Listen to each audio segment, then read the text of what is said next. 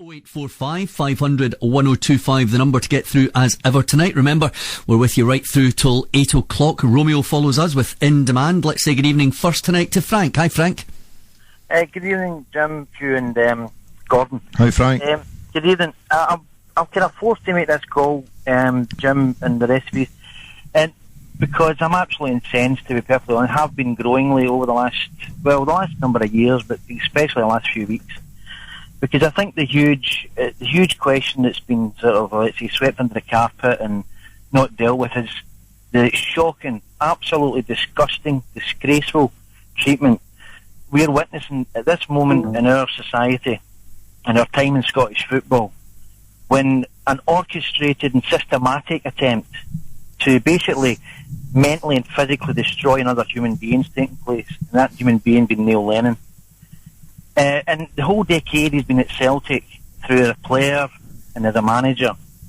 He's been subjected to, well, we could only call it the most brutal and vicious physical attacks that any professional footballer in my living memory, and that's 40 odd years, has ever been subjected to anywhere that I can think of, anywhere in the world, to be honest. I can't think of another player that's been put up to this. The pressure this guy is under is beyond intolerable. I can't even begin to believe what he's got to mentally deal with day in, day out, waiting for a phone call to come that something might have happened and not might have happened. But added to this, we just seem to sit back as a society, and the media, the radio stations, the public in general, clubs, football associations, players associations have sat back and basically seen this thing grow and happen simply because, and this is the crux of the matter, Jim, that's got to be dealt with, simply because he's a Northern Ireland Catholic man who dared play for the club he loved and show that love on his sleeve, put his heart on his sleeve, if you like. And without doubt, Neil, and as a player, as a manager, has overreacted to certain situations and has got to rein that in. But that is absolutely no argument for what's happening to this man right now. Okay, Frank, Jim, please. See, Jim, you seem to interrupt people. I'm trying to make a point. You've made a very good point, Frank. No, Jim, it's not finished yet. We would like another opinion, Hugh. What Frank says is true. Since the day and hour Neil Lennon signed for Celtic, he has been subjected to a level of abuse which I believe no other person in Scottish football has had to contend with. I said to you on Saturday, the Scottish game is in the gutter, and I stand by every word, because when you hear the stories of the Lennon family and what they're having to endure, of a 6-year-old child who is unable to go to school unless he has protection, of a family taken at 1:30 in the morning and moved to a safe house, and I deeply regret even having to use these terms, then Frank is correct that we live in unprecedented and shameful times. I don't think that people are standing back.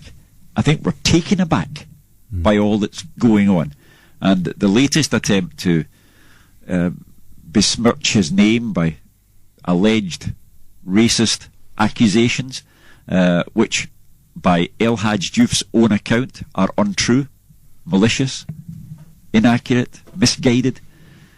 We live in very, very strange times, and yes, Neil Lennon is due all of the protection he can receive, but we're trying to come to terms with how we can legislate for suspicious packages picked up at a post office in Saltcoats. We're trying to be football people, discussing football issues, and here we have in our midst something that is an awful reflection on our country, and we can only hope that Neil Lennon can find it within himself to stand up to this, because if Neil Lennon has to go from this job, thuggery has won, and a precedent has been set. If you get too successful, we might just threaten your life.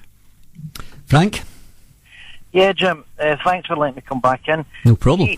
Yeah, Hugh, the point you're saying there is correct, but you stop short, Hugh, because, you know, we as a society, individually, collectively, I've never really saw us stand shoulder to shoulder with Neil Lennon in this.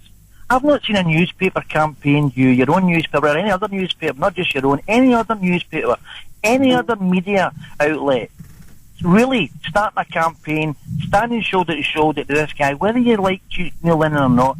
This is about dignity. The dignity of a man to do his job, and simply because, and let's get to the crux of the matter here, this is from the first day he arrived at Celtic. The first game he played was against Dundee, and he was booed every time he touched the ball. And just the people who did that just asked themselves, was that because he had blonde hair? No. Was it because he played for Leicester City? No. It's because he was a Northern Ireland Catholic who came to play for Celtic. And let's deal with the matter here. Well, Frank... wait a minute. Just let me finish, you see, because... Frank, you can't have the whole programme. Jim, some points need 10 seconds. Some people need a little bit longer. 10 minutes, come on. Jim, I'm asking you to be patient, please, Jim, and let me finish. Now, Gordon, yes. You've never been on the... Gordon, I think you're one of the most honest guys that Radio Clyde have on the programme. Thank you very much, Frank. No, it's not being sycophantic to you, Gordon. I'm simply saying, can you, from that side of the fence, Gordon, see that this man, simply because of his religion, and he wears his heart on his sleeve, he loves Celtic, he loves playing for Celtic, he loves managing for Celtic, what he's been subjected to... I love Scotland, but I'm ashamed to be Scottish right now. Gordon. Because we as a country don't do anything to protect this guy, verbally or collectively or individually. We stand back, and God forbid something terrible happens in whatever capacity. His family and himself should be stood shoulder to shoulder right now, and I don't see it anywhere. Gordon. Yeah, Frank, I think you're 100% spot on what you said. I think Hugh covered it fantastically well. He shouldn't be in this situation. He's got a family, he's got a young kid. I think as a player in past playing with Old Firm, footballers have got enough strength in them to handle things. I know it's very difficult, but when it goes into your family life, and I think it was Hugh, it says on Saturday, I think the biggest tragedy may be the fact that Neil Lennon, who's cutting his teeth at Celtic, and he's not won anything yet, but he's doing a fantastic job. He's got a good team on the park. I think he might look at the end of the season and decide that Scotland is not the place for him and walk away. And as Hugh says, that means the people out there who's doing all the wrong here, they win. And I think that's wrong, Frank. Frank, thanks very much for your call. I'm sure you'll understand that we have to move on, but thank you very much for that. 0845